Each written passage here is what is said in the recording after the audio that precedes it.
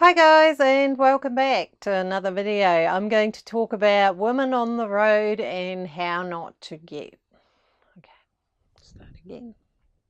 Hi guys, and welcome back. In this video I'm talking about how to not be ripped off or taken advantage of as a woman traveling on your own on the road.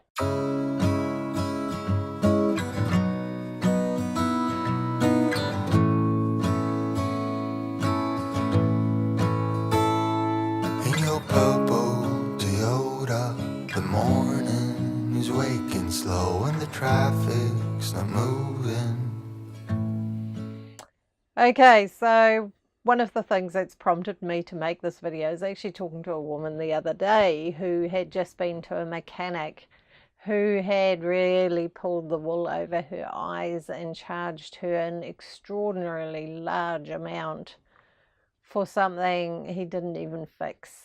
So, I really don't like stories like that, and I always encourage people to go back and try and get the situation sorted, because that is really not on. But anyway, so I wanted to talk about that here and just a few of the tips and tricks I've learned. I've been on the road for 19 years, so I've met a few mechanics in my time and some very awesome ones and wonderful people who have helped me out so much. So, there's some great people on the road too, and great mechanics, and fantastic people in general, but there's also a few dodgy ones. So my first tip is really to get advice before seeing the experts. If you're not sure, if you're going to somebody you really trust, this isn't necessary. But if you're going to somebody new because you're in an area where you don't have familiar, trusted people, talk to somebody else, get some advice before you go to the experts, so that you can go there and ask for what you want done. The most classic example for me ever of that was, and it doesn't happen to me a great deal, but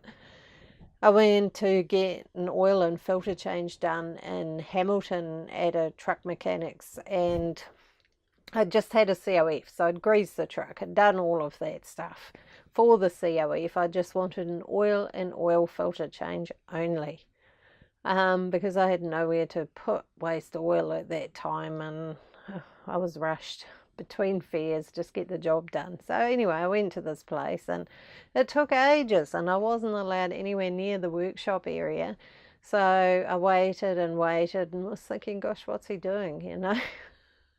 So anyway, finally it came out and I got handed this bill with a long list of jobs they'd done, including checking the software, which I actually laughed at them and said, look, this is a 1977 Bedford. It does not have software. And they just looked at me and said, oh, that's standard. And I said, well, I don't care how standard it is. You've just charged me $50 for checking something that doesn't exist. So, no. And there was all sorts of other stuff. They'd even greased it, and because of the colour grease they used, I realised later on they hadn't even greased all the grease nipples. They'd left quite a few out and didn't do them, and I was really fed up. So I was holding up other people from getting to the counter, and I just refused to back down and said, no, I'm not paying this. I did not ask you to do those things. I was very clear about what I wanted you to do. And if that was not something you did, then you should have informed me beforehand. So I got the bill down. It was still more than I would have normally paid for just an oil and oil filter change. But, I was like, oh man, what do you have to do stupid stuff like that for people? So anyway, I hate seeing things like that happening. I remember many years ago a friend of mine was building a truck, and she was having like lockers built by some engineers, and she'd bought all the steel and they'd totally stuffed it up, done it really wrong, and charged her $2,000 for the job. And I was so peeved with them. I was like, I kept hassling her and she just wanted to let it go, and I'm like, no, that is really wrong what they did. They've completely messed it up. They've not done what you asked them to. They've wasted a whole lot of your steel, which they've cut, but it now can't be used. Yeah, it was shocking, So I really don't like seeing things like that. So, yeah, Don't put up with it. Go and question it if something like that happens.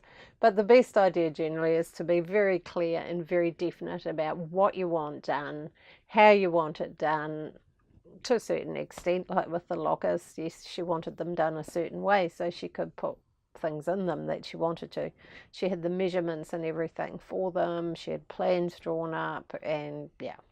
So yeah, no, be as detailed as you can when you go to your specialist and ask them to do that. And they can call you if anything else needs to be done. My mechanics in Tauranga, RWR Motors, I really like those guys because they've always been very honest with me. And that was one of the first things that impressed me. I was getting a new universal put in, and I was wandering around Greerton, and the phone rang, and it was them saying, look, we've got your drive shaft off, your diff seal's leaking, we have one here. It's easy to put it in now. It'll cost you an extra $60. Do you want us to do it? Now that I appreciated. That was very, very good customer relations. It gave me a choice. Of course I went for it. I mean, brilliant. But yeah, it was very, very good customer service and very, good communication. So the biggest thing is to learn as much as you can about your vehicle and learn the lingo and learn what does what. So if anything goes wrong and you have to deal with people in another town that you don't know, that you're not aware of, then you've got the right language to speak to them so that you know what you're asking for, and they can't tell you some big story about something that's quite blatantly not true. I found since I've been on the road, like when I first went on the road, I didn't know anything about diesels, nothing.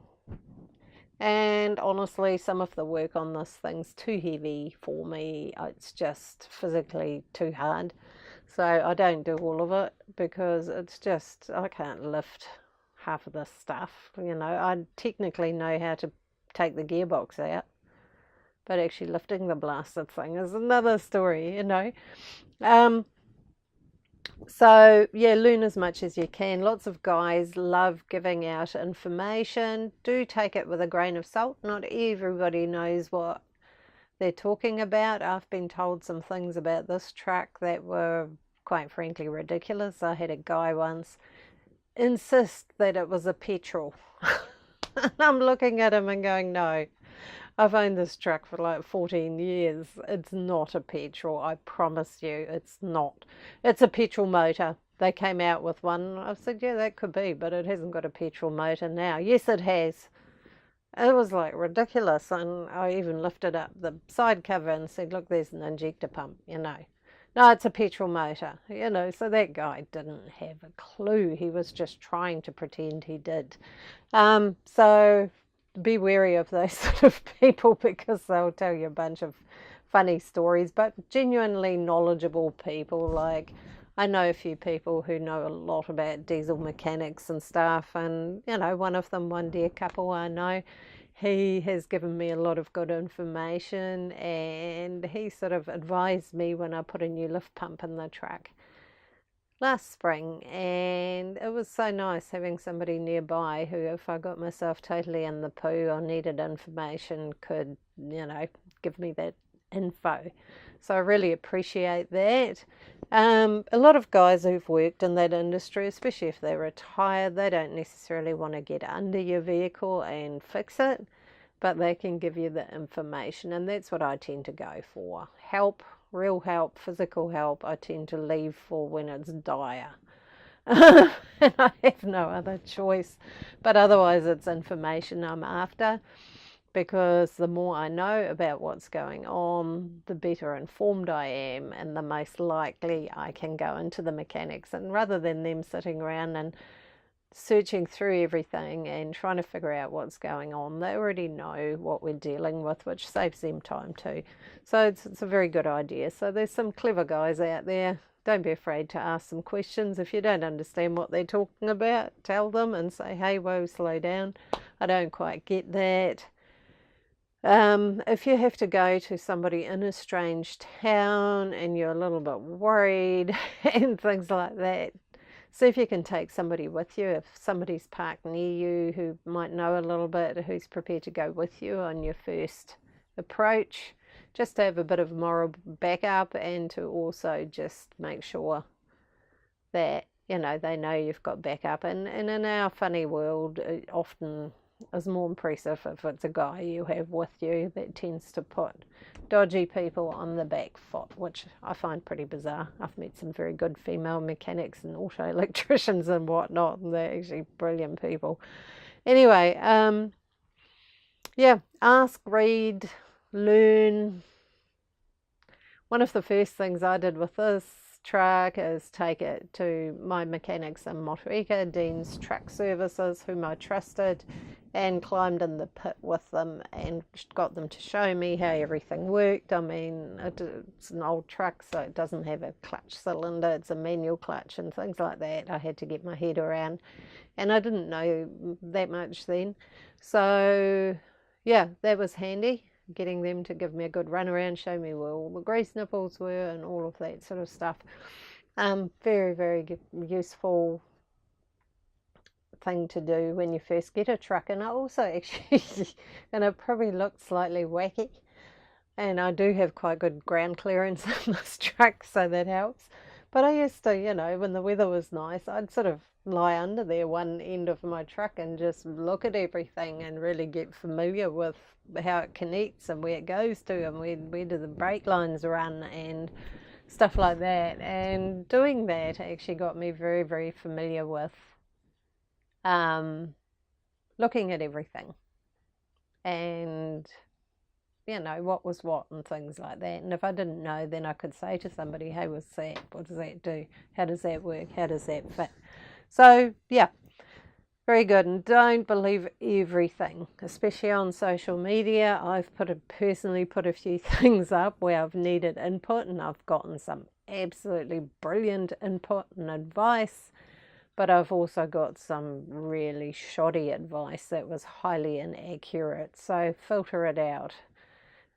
Don't believe everything you read on Facebook. You know, if you put a post up saying this is going on or that's going on, you might have 20 people who jump on, and 2 of those people might actually really know a lot about what's going on, you know, or maybe 4. But there's also often quite a few who have a few ideas, but they don't exactly know. And unfortunately, there's some who actually don't know but want to pretend they do. So be careful with that. Good friends are really, I think, really great. People who know more than I do. I love meeting people who know more than I do. There's always something there to learn. And yeah, being really prepared, especially if you're in a strange town or you've got to go to somebody you've never been to before whom you don't know.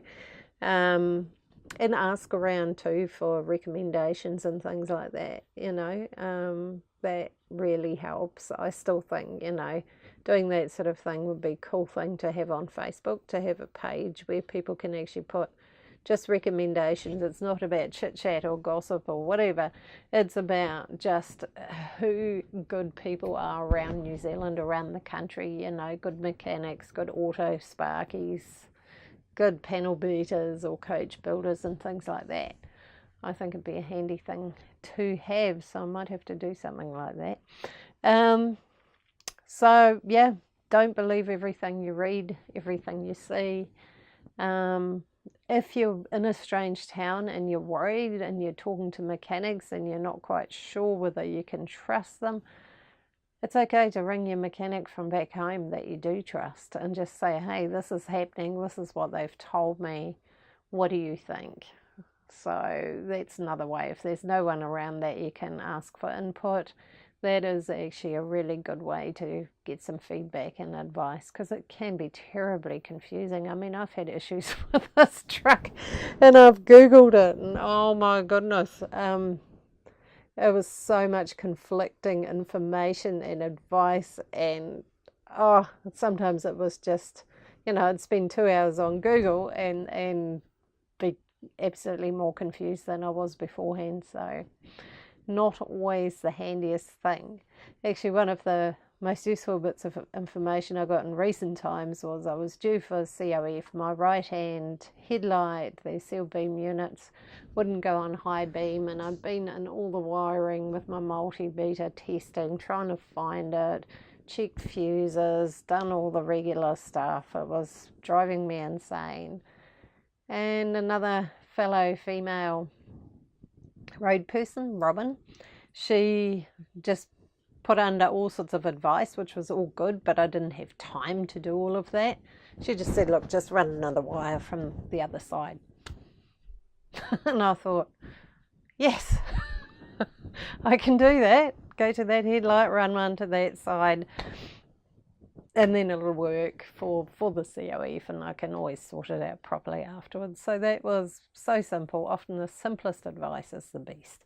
But the biggest thing is, if you trust your gut, if you feel like somebody's taking advantage of you, get more information, because I've seen it happen so often to women where, you know, they come back from getting something done and they tell me what they've paid or what's happened, and I'm just horrified that somebody's taken advantage of them like that. It doesn't happen all the time, but now and then.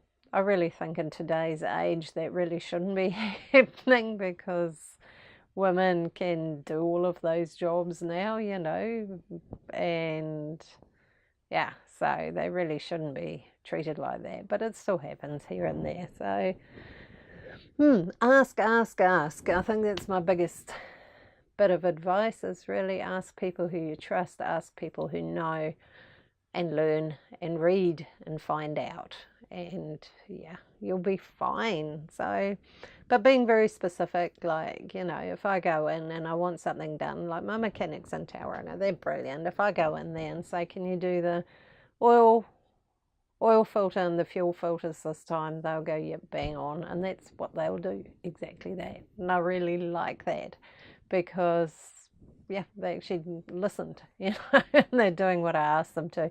And fuel filters I definitely get help with, because bleeding this thing is just a nightmare. So when you've pulled out the fuel filters, you know, and you fill them back up with diesel and screw them on, you really need two people to bleed it, because you need one on one side of the engine and somebody on the other side of the engine. So being on both sides is really difficult. So I really don't mind paying people to do that for me.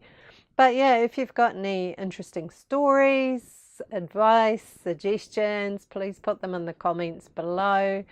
If there's anything else you'd like me to make a video about, I'm open to suggestions on that. I can't always think of something, because after a very long time on the road, to me this is just life. I don't think it's extraordinary or different or anything anymore. It's just how I live. So things that might be interesting to other people, to me, are just how life is. So I take it for granted a little bit, I think. So anyway, thanks for watching. If you like this video and want to watch more interesting topics and things like that, please like and subscribe, and feel free to share with your friends if you think this could be useful for them. So